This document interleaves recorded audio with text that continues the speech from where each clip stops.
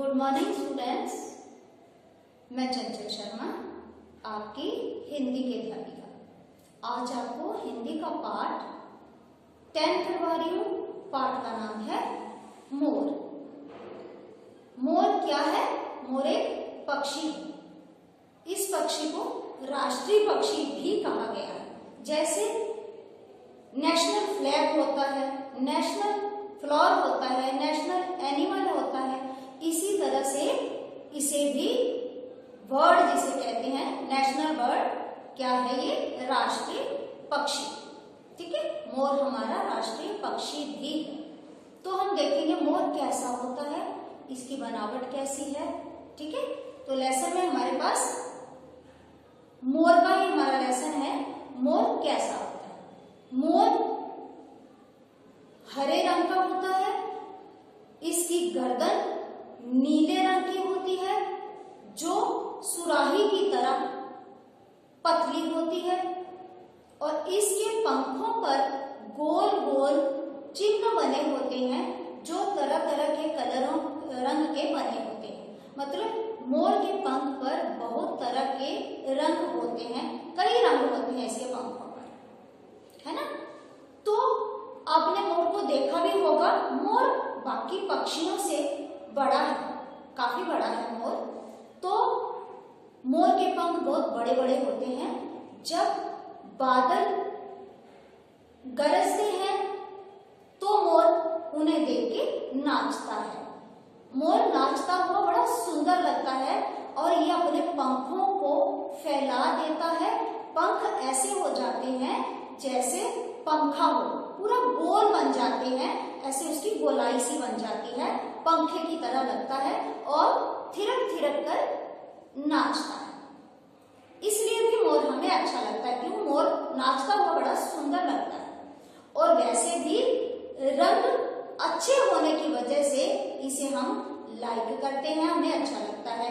और दूसरी बात एक और है, इसे भगवान ने भी अपने सिर पर धारण किया हुआ है। आपने ये भी देखा होगा कि भगवान ने अपने सिर पर मोर पंख लगा रखा है, तो इसलिए भी हम इसे लाइक करते हैं, पसंद करते हैं। तो चलिए अब हम इसके प्रश्न करते हैं। मोर कैसा है? प्रश्न नंबर 1, मोर की गर्दन कैसी होती है? तो मैंने आपको अभी बताया है कि मोर की गर्दन पतली होती है, नीले नीले रंग की होती है और सुराही की तरह होती है। सुराही की तरह मतलब जैसे सुराही का मुंह पतला सा होता है, इस तरह इसकी गर्दन भी सुराही की तरह पतली पतली होती है। प्रश्न नंबर 2, मोर के पंख कैसे होते हैं?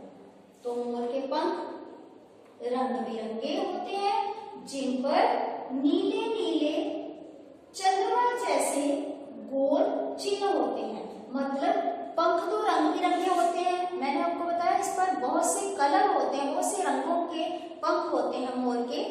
तो मोर इसके पंख इसके रंग बिरंगे होते हैं और उन पंखों पर गोल गोल चिन्ह बने होते हैं, जैसे चंद्रमा की शेप होती है इस तरह के उस पर चिन्ह बने होते हैं, मतलब निशान बने होते हैं। लेकिन वो निशान होते कैसे? नीले नीले रंग के।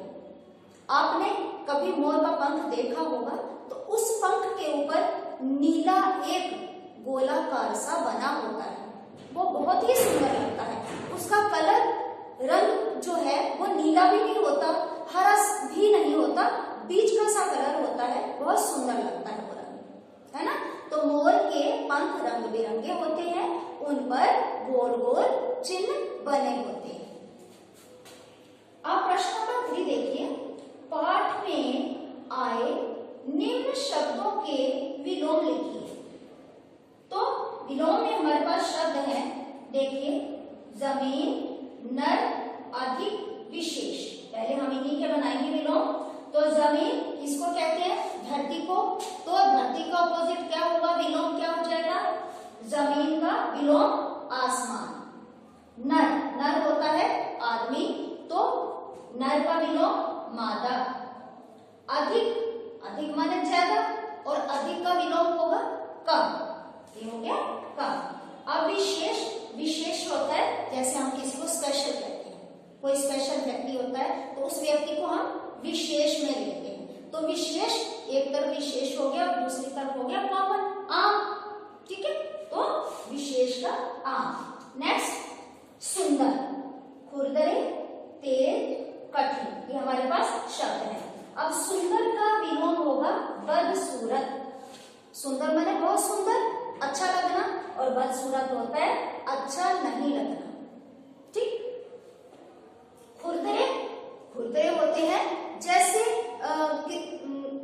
किसी चीज को हम हाथ लगाएंगे तो उनमें कुछ उभरे उभरे से गोले हों, या मतलब सॉफ्ट ना लगे, जो चीज प्लेन ना लगे, उस चीज को हम खुरदरा मानते हैं। जैसे उबड़ खाबड़ वाली चीज होती है उसको हम खुरदरे कहते हैं। तो खुरदरे का विलोम शब्द मुलायम, एकदम जो बराबर सा हो, देखने में भी अच्छा लगे, जब हम हाथ लगाएं तो बड़ा सॉफ्ट सॉफ्ट लगे, उसको हम मुलायम कहते हैं। ठीक है, खुरदरे का विलोम मुलायम। फिर तेज, तेज का विलोम धीरे, तेज दौड़ना और धीरे चलना।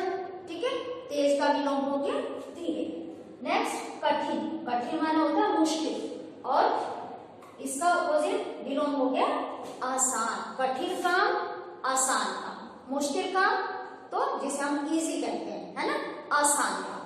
कठिन का आसान। एक बार फिर देखिए, जमीन, आसमान, नर, मादा, अधिक, कम, विशेष, आम, सुंदर, बदसूरत, खुरदरे, मुलायम, तेज, धीरे, कठिन, आसान। तो ये हो गए हमारे विलोम शब्द लेसन 10 के